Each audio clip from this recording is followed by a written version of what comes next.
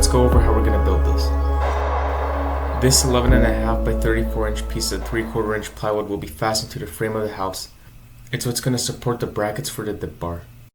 I want to screw the plywood to 3 studs in the wall, which are 16 inches apart.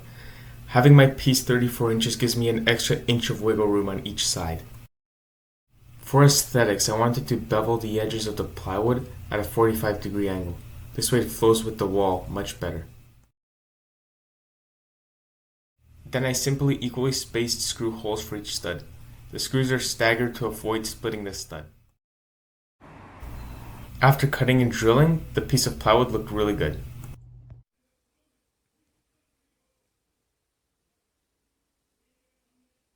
Over here I measured the height of the bar. For me, 47 inches was perfect, so I just made sure to draw a straight level line across the wall, and that's where the center of the plywood will be. It's time to design the bar itself, which is going to be made from an 1.5 inch outside diameter metal tube. The bar should be spaced your shoulder width apart plus 2 inches. Before welding the bars, I made some brackets using tubes with a 1.5 inch inside diameter. This way the 1.5 inch outside diameter dip bar will be able to rotate within the 1.5 inch inside diameter tube. Then I used an angle iron with a notch out to fit the bigger tube that will hold the whole thing to the plywood.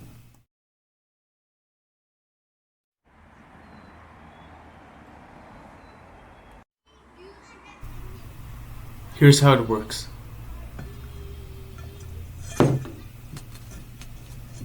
Pretty good.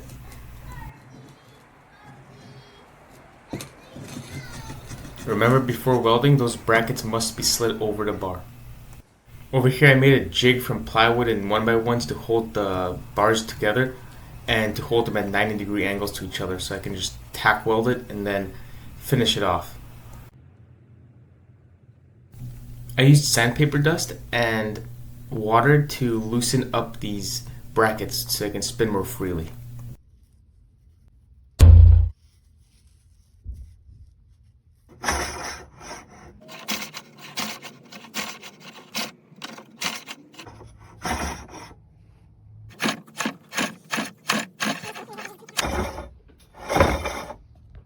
By using an 1.5 inch hole saw, I was able to cut out these plugs for the end of the bars from a piece of aluminum. Some rock wool insulation to provide sound damping so that the bar doesn't ring or anything like that.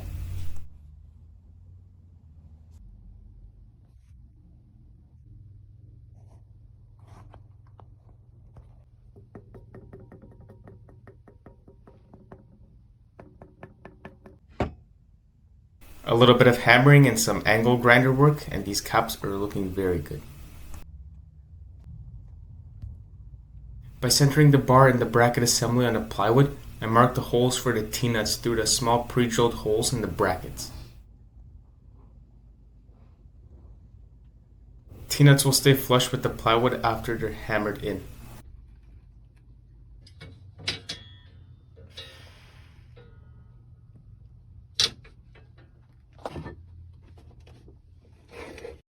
Now we're going to make the brace pivot point from some flat stock.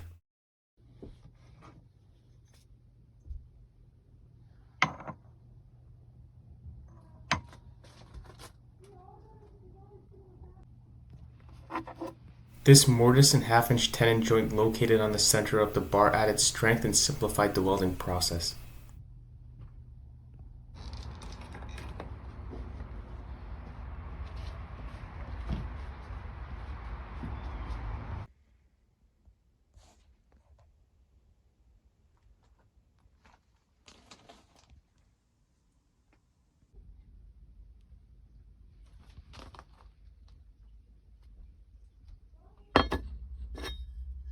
These are the blocks where the brace will fit into when the bar is deployed.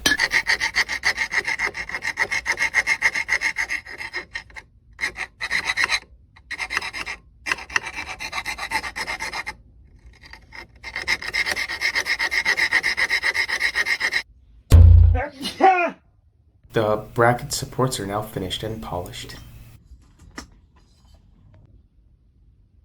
These are the 3/4 inch braces that will support the bar when it's deployed.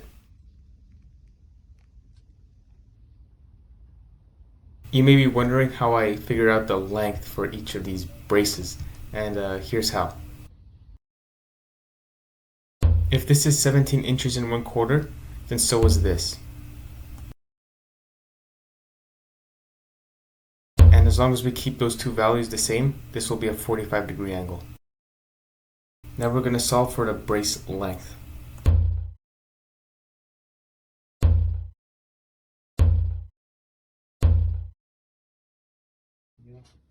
Here's how it looks with the numbers plugged in.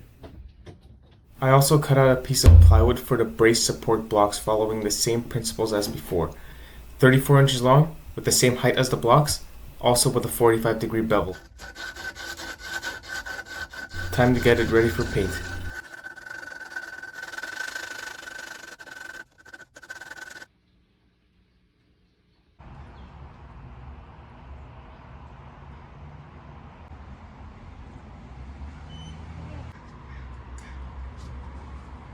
Now it's finally time to install this.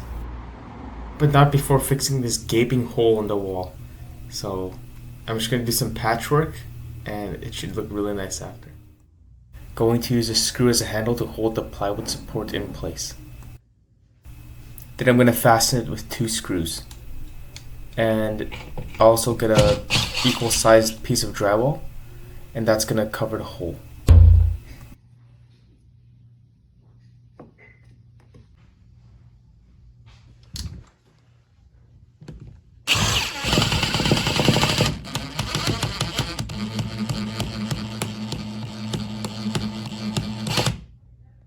Time to mud and paint.